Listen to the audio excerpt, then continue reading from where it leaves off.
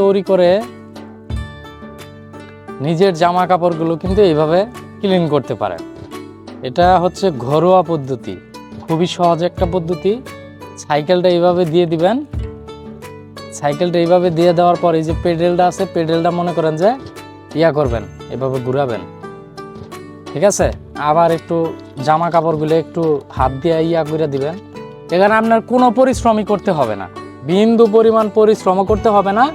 এখন আবার এই যে একটা উক্তা ঘুরানি দিয়ে দিলাম, এই যে এইভাবে উক্তা ঘুরানি দিবেন একটা, দেখবেন জামা কাপড় কিভাবে ঘুরে। মানে এটা কিন্তু ওয়াশিং মেশিনের থেকে কোনো অংশে কম না। একটু জুম করে দেখাও তো, যাতে সবার বুঝতে সুবিধা হয়।